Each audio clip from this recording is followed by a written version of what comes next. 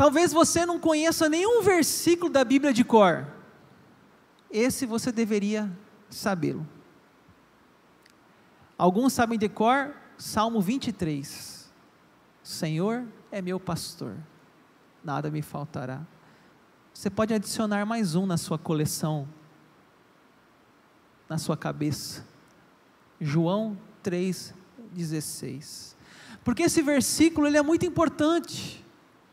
Porque esse versículo, disse Lutero, é o resumo do Novo Testamento. Talvez você não vai conseguir ler os 27 livros do Novo Testamento, mas se você decorar João 3,16, você entendeu o que é o Novo Testamento. Lutero chamou de miniatura do Evangelho. Lutero chamou de miniatura do Evangelho, João 3,16.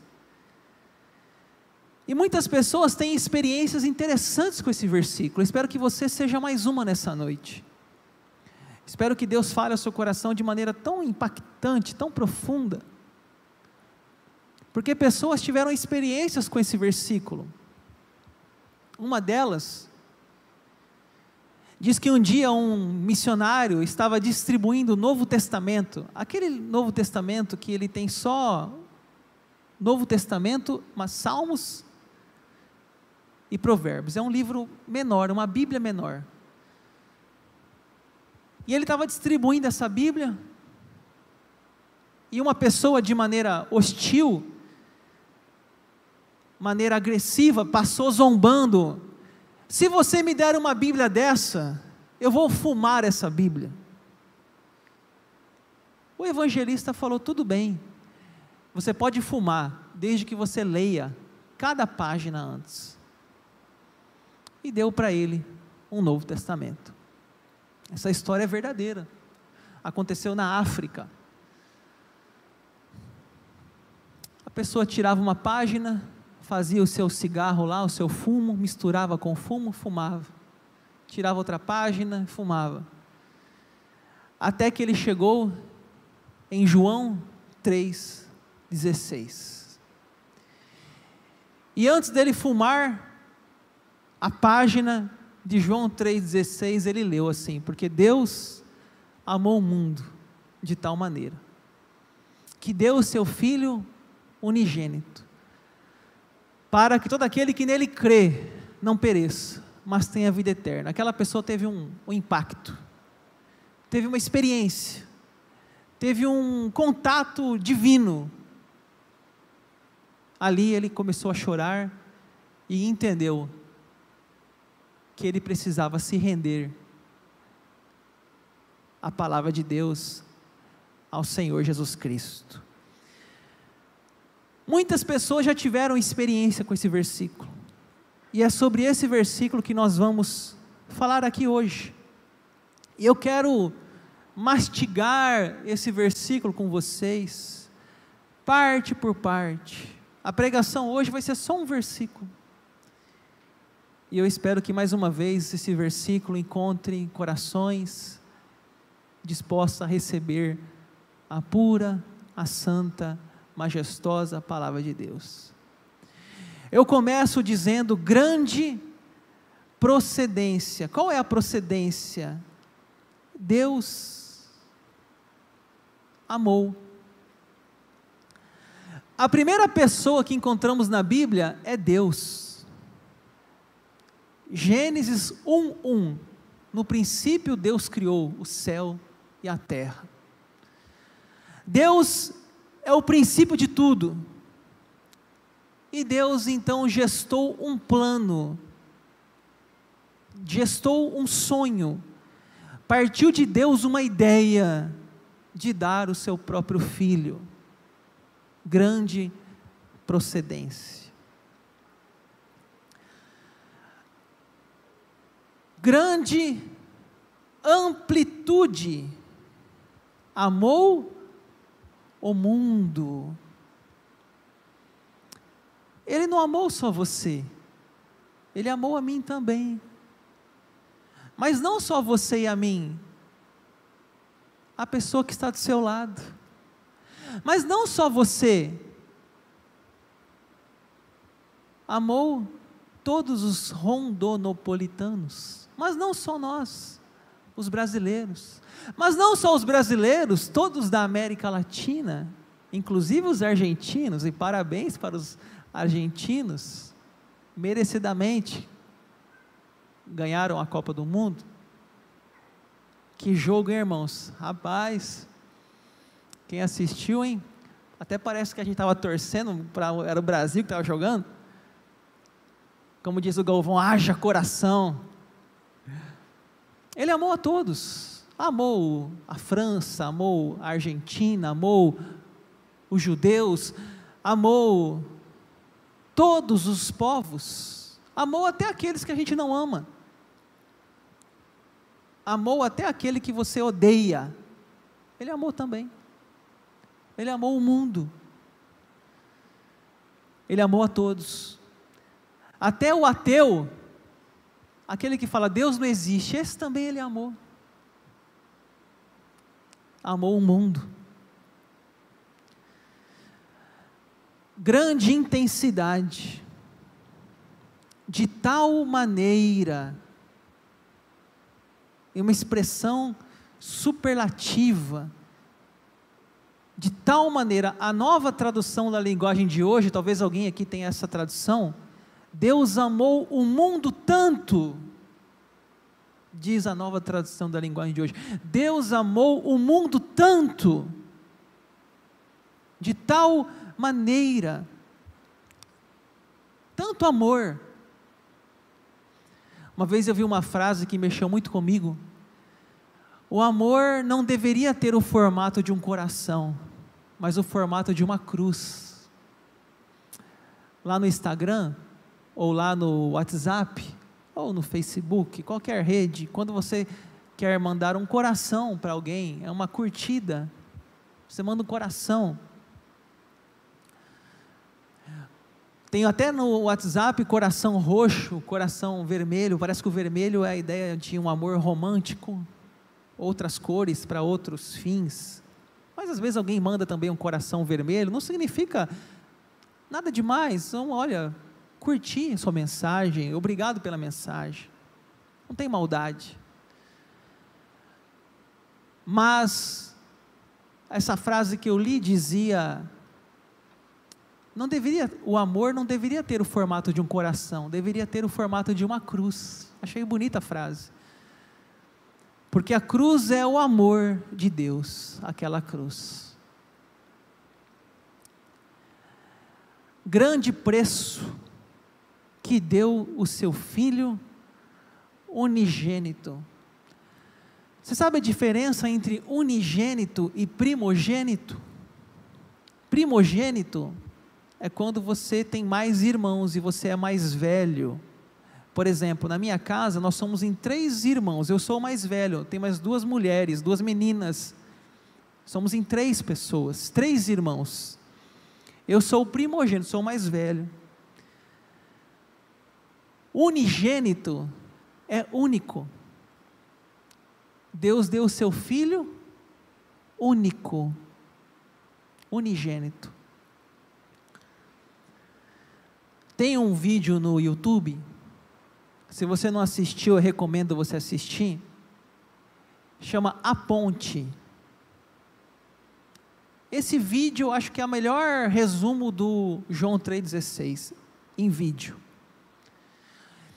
Esse vídeo mostra um trem, e nesse trem, muitas pessoas nesse trem, só que pessoas vaidosas, uma mulher lá com espelho, toda vaidosa, pessoas arrogantes, orgulhosas, nervosas, bravas, e até pessoas usando droga no trem, injetando drogas em suas veias, e esse trem segue o seu trecho, e lá na frente tem uma ponte, e naquele país, a ponte é uma ponte que ela fecha, e ela se abre para passar embarcações, navios. Tem países que usam muito essa rota, aqui no Brasil eu vejo pouco isso, mas há países que é mais comum, pontes que elas se fecham para passagem de trens, e elas se abrem para passagens de navios e embarcações. E aquela ponte está aberta, e tem um maquinista ali, tem uma pessoa de plantão naquela ponte, e esse trem está vindo, e quando ele chega num determinado ponto, ele dá o sinal para o responsável fechar a ponte, para o trem passar. E nessa hora ele percebe que o filho dele, o unigênito, o filho único dele, está brincando naquela ponte, e que ele não vai ter tempo para tirar o filho dele daquela ponte, e se ele fechar, o filho dele seria imprensado naquelas roldanas, e ele tem que tomar uma decisão. O trem está vindo, o filho está brincando, fecha-se a ponte, o filho morre, ponte aberta, o trem descarrilha, sofre um acidente. O que fazer? Uma música de suspense, ele puxa a alavanca, ele fecha a ponte, e o filho morre. O trem passa, pessoas ali olham para aquele pai, desesperado, chorando dentro da sua cabine, dizendo: o que eu fiz? As pessoas olham, não entendem, o desespero de um pai, matou o próprio filho, e aquele trem chega no seu destino, e mostra o pai no final, alegre, rindo, porque ele vê aquelas pessoas salvas, ele vê aquelas pessoas continuando as suas vidas, e aí o filme acaba e aparece o versículo: porque Deus amou o mundo de tal maneira, que deu seu Filho unigênito, para que todo aquele que nele crê não pereça, mas tenha a vida eterna. Eu acho que quem bolou esse vídeo da ponte, conseguiu expressar o sentimento do versículo. Aquele pai fez uma escolha, ou o filho, ou o trem, e assim foi também com o nosso Jesus. A Bíblia fala que Jesus na cruz disse assim: Deus meu, por que me abandonaste? O coração de Deus sofria, mas era necessário que as pessoas daquele trem fossem perdoadas, tivessem uma segunda chance, mesmo que eram vaidosas, orgulhosas, muitas drogadas, mas Deus amou esse mundo, e deu seu Filho por esse mundo. Tem uma cena também na Bíblia que lembra muito esse texto, que é a história de Abraão e o seu filho Isaque. Quando Deus pede para Abraão subir até um monte e sacrificar o seu filho, o filho pergunta: pai, aqui está o cutelo, aqui está o fogo, mas onde está o sacrifício? E naquele momento que o pai vai sacrificar o seu próprio filho, Deus fala: para Abraão, você já foi aprovado no teste, mas lá na cruz, o sacrifício foi completado. Alguns falam que a vida de Abraão e Isaque é um prenúncio, é um aviso da morte de Jesus na cruz, nos lembra da narrativa da morte de Jesus. Não é fácil. Você tem um filho aqui, você daria o seu filho por uma humanidade? Você sacrificaria o seu filho por um trem? Jesus morreu naquela cruz, porque Deus deu o seu próprio filho naquela cruz. O sacrifício de Jesus naquela cruz era necessário, porque as pessoas desse trem estavam com drogas, estavam vaidosas, haviam pecado desde Adão e Eva, e alguém tinha que pagar esse preço, e foi o seu próprio filho que pagou esse preço. grande oportunidade para que todo aquele que nele crê. Tem uma cena na Bíblia que está Jesus na cruz, um ladrão de um lado e um ladrão do outro. O ladrão de um lado diz assim: desce da cruz, Jesus, salva-te a ti mesmo e a nós. Ele zombava. O outro ladrão do outro lado dizia assim: ei, nós estamos aqui porque nós merecemos, mas ele nada fez. Jesus, diz o ladrão, lembra-te de mim. Jesus responde assim: hoje mesmo estará comigo no paraíso. Aquele ladrão foi perdoado na última hora da sua vida.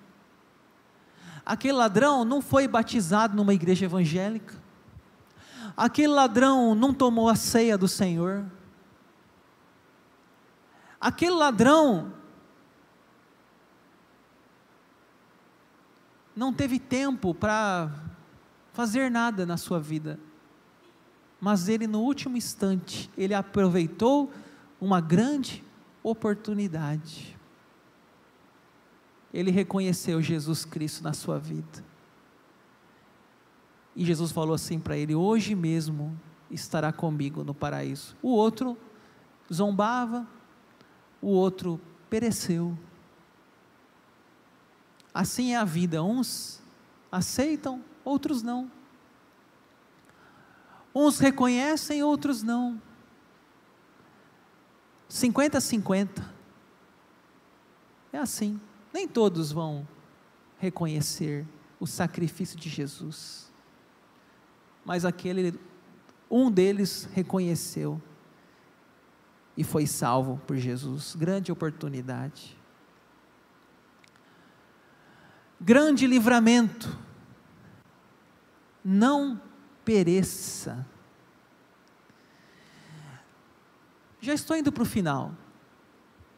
A gente vive como se nunca fosse morrer, né? A gente acha que a vida se resume só a essa terra. Aqui, não pereça, não está falando dessa vida aqui, está falando da vida eterna. O texto continua lá, mas tenha a vida eterna. Gente, essa vida, nós vamos viver aqui 80, 90, talvez alguns chegam até em 100, mas disso não passa. Lázaro, aquele que foi ressuscitado por Jesus, né, que aquela música fala disso, ele saiu do túmulo, talvez todo cheio de faixas, cheirava até mal. Ele saiu, mas depois ele morreu de novo. Ele morreu de novo. Viveu talvez mais alguns anos, morreu. Rei Ezequias pediu a Deus mais um pouco de vida. Deus deu 15 anos de vida ao rei Ezequias. Morreu de novo, morreu depois. Todos nós aqui, uma hora a nossa senha vai chamar. Até alguém fala assim: morte morrida ou morte matada? Espero que seja morrida, que é a velhice. Mas ninguém está livre de um acidente, de uma doença, de um assalto, de um AVC, de um infarto. Ninguém está livre, mas espero que morremos com a idade. E daí? O que vai acontecer? O que vai acontecer com sua alma? Eclesiastes é muito claro: o corpo volta para a terra e o espírito volta para Deus.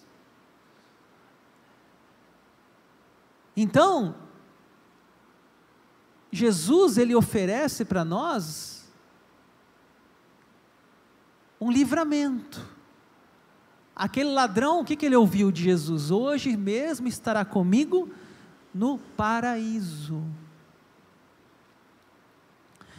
A gente não gosta de falar de inferno, mas existem dois caminhos, gente, quando a gente morre: é céu e inferno. Céu é com Deus, é o paraíso. O inferno é sem Deus, é o diabo. Ou você vai abraçar Deus, ou vai abraçar o capeta. Não tem outro caminho. Mas a gente, não, pastor, não fala disso não, isso é pesado. Isso é muito forte, vai assustar as pessoas. Mas não é o que a Bíblia fala? A Bíblia não fala para nós disso? Que tem 2 destinos. Aí chama o pastor lá no velório, ô pastor, vai lá no velório, o fulano morreu. Gente, eu vou no velório, mas eu não posso fazer nada. A gente só pode fazer alguma coisa quando a pessoa está viva. Quando a pessoa morre, o destino dela já está traçado. Não adianta acender vela, fazer rezas, orações. Eu vou num velório pela família, pelos que estão vivos, pela memória que a pessoa deixou, mas não para mudar o destino da alma de alguém. Eu não posso fazer isso. Então,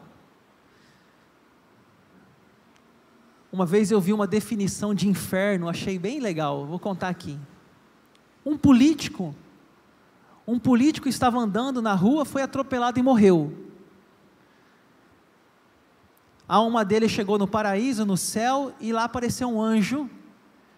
O anjo falou: bem-vindo, senhor político.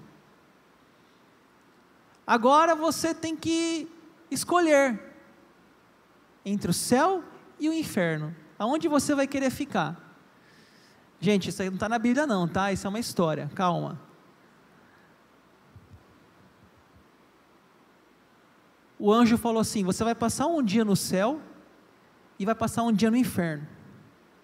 E vai escolher onde você quer ficar para a eternidade. Primeiro você vai para o inferno. Entrou no elevador, desceu, chegou no inferno. Abriu a porta, ele desceu, ele viu um lugar muito, muito bonito, a festa da farofa da GK lá,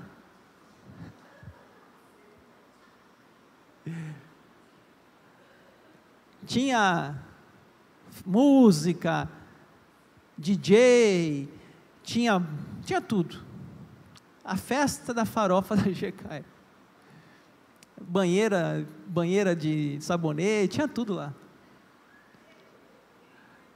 Tinha que pegar o sabonete na banheira lá, né? Tinha tudo. Aí ele achou muito bom assim o lugar, né? O lugar legal, gostei daqui. Ficou um dia lá no inferno.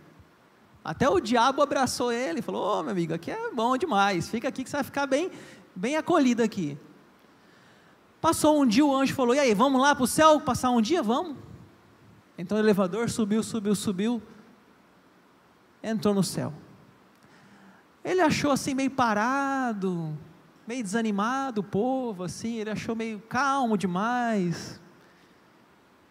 Mas tá bom, terminou o dia, agora você tem que escolher o céu ou o inferno. E o político falou: não, já estou decidido, eu quero o inferno, muito melhor lá o inferno, gostei do inferno. Então beleza, desceu. Quando abriu a porta, saiu um fogo tão grande daquela porta. Aí ele falou: peraí, não era aqui que eu vim. Aí o diabo falou assim: nós estávamos em campanha política, bem-vindo. E abraçou aquele político. Então não pensa que o inferno é um lugar bom não, gente. O inferno a Bíblia fala que é lago do fogo e do enxofre. O resto é campanha política mesmo. É só fantasia. Por isso que o texto fala: não pereça. Quem for para o inferno não sabe o que o aguarda, não tem ideia. Infelizmente, não é a farofa da GK, é coisa, fogo, enxofre, só isso, punição eterna. É isso que a Bíblia fala.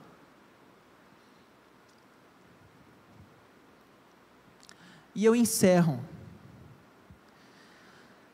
grande oferta, mas tenha a vida eterna, né? Jesus quer nos oferecer o céu. Diz que uma vez um jovem terminou a faculdade, e o pastor dele falou assim: e aí, meu filho, e agora? Ah, pastor, agora eu vou arrumar um trabalho. E o pastor disse: e depois? Ah, depois eu quero me casar. E depois? Ah, depois eu quero ter filhos. E depois? Depois eu quero ter netos. E depois? Ah, depois eu quero me aposentar. E depois? E depois? E depois? A gente acha que nunca vai morrer. A gente acha que vai viver aqui para sempre. A gente acha que a vida nunca tem fim. Mas uma hora, gente, a nossa senha é chamada. E essa terra é uma terra passageira, nós somos aqui peregrinos. Nós vamos passar daqui. Tem pessoas que já estão aqui numa idade avançada, começam a sentir dores, o corpo já não é o mesmo, o corpo começa a perder a força. É a hora de preparar para o fim. Mas, quando você vai num velório de um cristão, não há um desespero, não há uma gritaria, há uma paz, porque a gente sabe que aquela pessoa descansou, ela está com Deus, ela está com Cristo no paraíso, ela está desfrutando de um descanso, não há aquele desespero. Se eu perguntasse para você, como você imagina o céu? Como você imagina o céu? Uma vez eu perguntei isso, a pessoa falou assim: pastor, no céu tem que ter Coca-Cola. Tem alguns que gostam tanto de Coca-Cola que querem que tenha Coca-Cola no céu. Talvez para você gostaria que tivesse outras coisas no céu. Mas é certo que ninguém sabe o que há no céu. O que tem na Bíblia falando do céu é: nem olhos viram, nem ouvidos ouviram, nem jamais penetrou em coração humano o que Deus tem preparado para aqueles que o amam. É muito melhor do que você imagina. Muito melhor. O apóstolo João, tentando explicar em Apocalipse o céu, ele fala que lá as coisas são de ouro. Ou seja, é a coisa mais linda, ouro, pedras preciosas, é o que tem de mais bonito. Nós temos que saber que a vida nessa terra, ela passa. Eu não estou dizendo que eu quero morrer, e nem que você quer, mas nossa hora vai chegar, e nós temos que estar prontos. Uma vez falaram com Billy Graham, um grande pastor batista americano. Billy Graham morreu com 99 anos. Billy Graham disse assim: um dia você vai ouvir que Billy Graham está morto. Não acredite nisso, eu estarei mais vivo do que nunca. Um cristão não morre. Jesus disse: eu sou a ressurreição e a vida. Quem crê em mim, ainda que morra, viverá. Nós só fazemos uma passagem. A vida é uma passagem. Essa vida, gente, é uma vida difícil. Nós somos aqui, Covid, é política, é inflação, é desemprego. Nossa, é uma coisa, salário mínimo, é difícil, cansa. Não estou falando aqui em suicídio, mas uma hora a gente precisa descansar. uma hora a gente precisa dizer como Paulo: combati o bom combate, completei a carreira e guardei a fé. Chega, 80 anos, 90, 100, já está bom, já é hora de descansar, e que naquele dia nós possamos ouvir aquelas palavras: servo bom e fiel, entra no gozo do teu Senhor. Vamos ler os tópicos da pregação: grande procedência, grande amplitude, grande intensidade, grande preço, grande oportunidade, grande livramento e grande oferta. Será que vocês decoraram o texto? Vamos tentar falar juntos, sem olhar? Porque Deus amou o mundo de tal maneira que deu seu Filho unigênito, para que todo aquele que nele crê não pereça, mas tenha a vida eterna. Decore esse versículo, guarde ele com você. Ele é um resumo da Bíblia, ele é a miniatura da Bíblia.